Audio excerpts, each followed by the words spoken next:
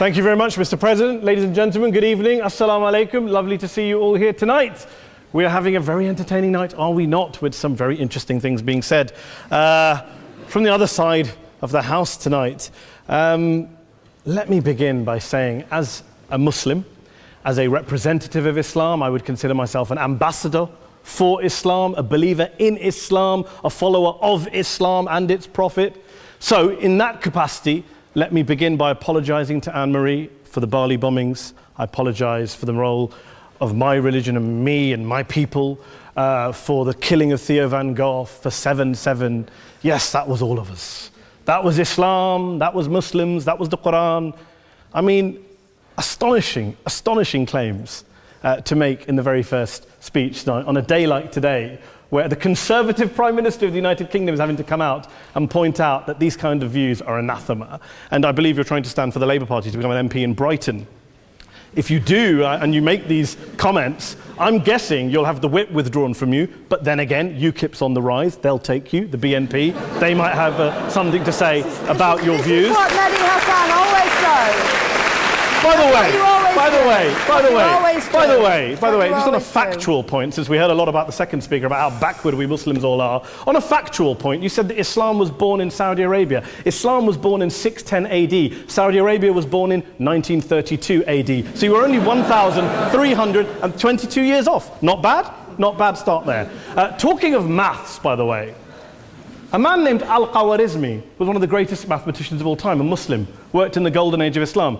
He's the guy who came up with not just algebra, but algorithms. Without algorithms, you wouldn't have laptops. Without laptops, Daniel Johnson tonight wouldn't have been able to print out his speech in which he came to berate us Muslims for holding back the advance and intellectual achievements of the West, which all happened without any contribution from anyone else other than the Judeo-Christian people of Europe. In fact, Daniel David Levering, the author of the Pulitzer Prize-winning historian and author of The Golden Crucible, points out that there would be no Renaissance, there would be no Reformation in Europe without the role played by Ibn Sina and Ibn Rushd and some of the great Muslim theologians, philosophers, scientists in bringing Greek texts to Europe. As for this being our university, I will leave that to the imagination as to who is our and who is there. I studied here too. An astonishing set of speeches so far making this case tonight. A mixture of just cherry-picked quotes, facts and figures, self-serving, selective, a farrago of distortions, misrepresentations, misinterpretations, misquotations.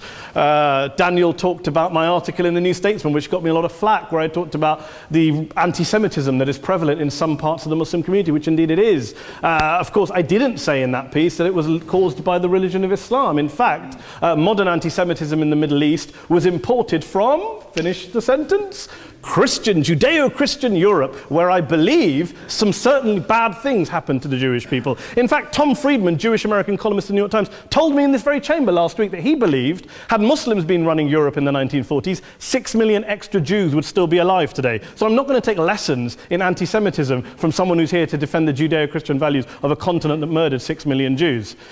Moving swiftly on. Yes. Absolutely. Well, I'm about to make that point. No, I'm about to make that point. You're right. I agree with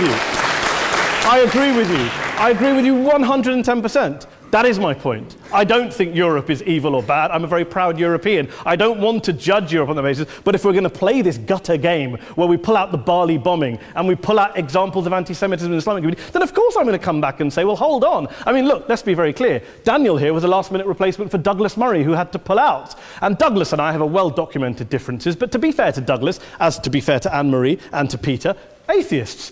Atheists see all religions as evil, violent, threatening. What the problem I have with Daniel's speech is that Daniel comes here to run this robust defense of Christianity, forgetting that his fellow Christians, people who said they were acting in the name of Jesus, gave us the Crusades, the Spanish Inquisition, the anti-Jewish pogroms, European colonialism in Africa and Asia, the Lord's Resistance Army in Uganda, not to mention countless arson and bomb attacks on abortion clinics in the United States of America to this very day. I would like a little bit of humility from Daniel first before he begins lecturing other communities and other faiths on violence, terror and intolerance.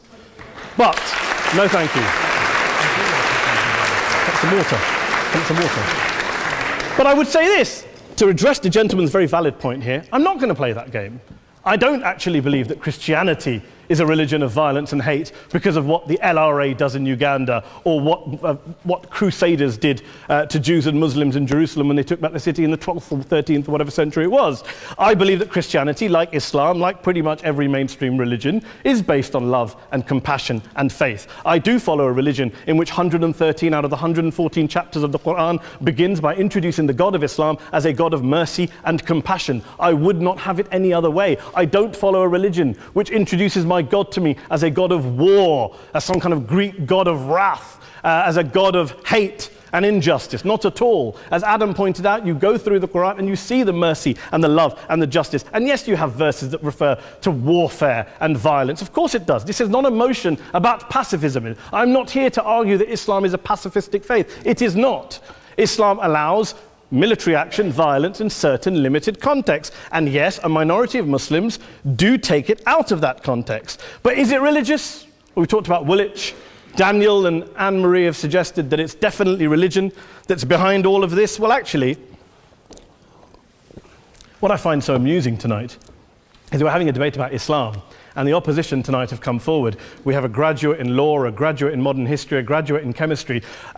And, you know, I admire all of their intellects and their abilities, but we don't have anyone who's actually an expert on Islam, a scholar of Islam, a historian of Islam, a speaker of Arabic, even a terrorism expert or a security expert or a pollster, let alone to talk about what Muslims believe or think. Instead, we have people coming here, putting forward these views, putting forward these sweeping opinions. Listen to Professor Robert Pape of the University of Chicago, one of America's leading terrorism experts, who, unlike our esteemed opposition tonight, studied every single case of suicide terrorism between 1980 and 2005, 315 cases in total. And he concluded, and I quote, "There is little connection between suicide terrorism and Islamic fundamentalism or any of the world's religions. Rather, what nearly all suicide terrorist attacks have in common is a specific secular and strategic goal to compel modern democracies to withdraw military forces from territory that the terrorists consider to be their homeland." And the irony is, when we talk about terrorism, the irony is that the opposition and the Muslim terrorists, the Al-Qaeda types, actually have one thing in common, because they both believe that Islam is a warlike, violent religion. They both agree on that. They have everything in common. Osama bin Laden would be nodding along to everything he's heard tonight from the opposition side. He agrees with them. The problem is that mainstream Muslims don't. The majority of Muslims around the world don't. In fact, a gentleman here started quoting all sorts of polls. Gallup carried out the biggest poll of Muslims around the world of 50,000 Muslims in 35 countries. 93% of Muslims rejected 9/11 and suicide attacks. And of the 7% who didn't, they all, when polled and focus grouped, cited political reasons for their support for violence, not religious reasons. And as for Islamic scholars and what they say, well, Daniel talks about our University of Oxford. We'll go down to Oxford Centre for Islamic Studies, get hold of a man named Sheikh Afifi al-Akiti, who is a massively well-credentialed and well-respected Islamic scholar, who has studied across the world, who in the days after 7/7 published a fatwa denouncing terrorism in the name of Islam, calling for the protection of all non-combatants at all times, and describing suicide bombings as an innovation with no basis in Islamic law. Go and listen to Sheikh Tahir al-Qadri, one of Pakistan's most famous Islamic scholars, who published a 600-page fatwa condemning the killing of all innocents and all suicide bombings unconditionally without any ifs or buts. There's nothing new here. This is mainstream Islam, mainstream scholarship, which has said this for years. You don't go out and kill people willy-nilly in the high street or anywhere else, on a bus or a mall, based on verses of the Quran that you cherry-pick without any context, any understanding, any interpretation, or any commentary. Point of information. Please. Well, it doesn't happen, apparently. I didn't say it doesn't happen at all. I never said it didn't happen. I don't blame Islam. Yes, it's a very good point. And a lot of us are campaigning against that. And we're campaigning against it in the name of Islam. We're campaigning against it in the name of various interpretations of Islam. Anne-Marie comes and scares us with her talk of Sharia law. I would like to see the book of Sharia law. It doesn't exist. People argue over what Sharia law is. And you empower the extremists by saying there is only one version. You empower them all. I don't believe you took any interruptions, Anne-Marie, so I think you should stay there for a moment. Several countries. Here's what we're dealing with. Here's what we're dealing with. We are dealing, I took your point.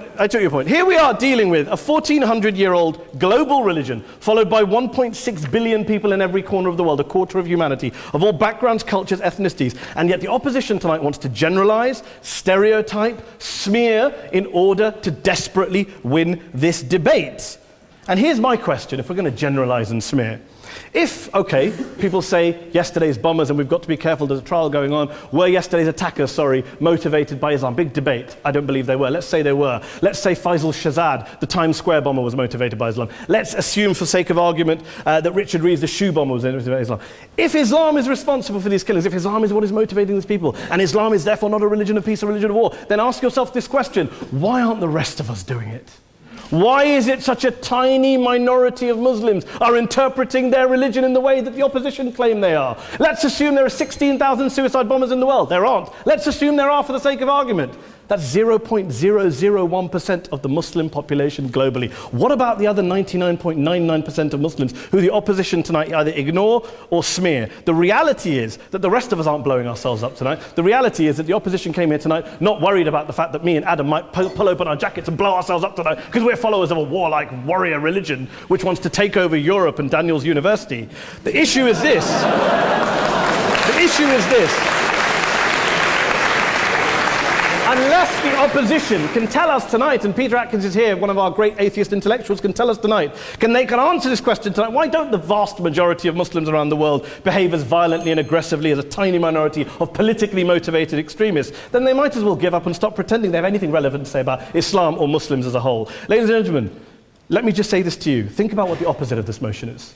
If you vote no tonight, think about what you're saying the opposite of this motion is. That Islam isn't a religion of peace, it's a religion of war, of violence, of terror, of aggression. That the people who follow Islam, me, my wife, my retired parents, my 6-year-old child, that 1.8 million of your fellow British residents and citizens, that 1.6 billion people across the world, your fellow human beings, are all followers, promoters, believers in a religion of violence. Do you really think that? Do you really believe that to be the case? They say that in the Oxford Union, the most famous debate was in 1933 when Adolf Hitler looked out for the result of the King and Country motion, where they voted against fighting for King and Country, and Hitler was listening out for the result. Well, tonight, 80 years on, there are two groups of people around the world who I would argue are waiting for the result of tonight's vote. There are the millions of peaceful, non-violent, law-abiding Muslims both in the UK, Europe, Asia, Africa and beyond, who see Islam as the source of their identity, as a source of spiritual fulfillment, of hope, of solace.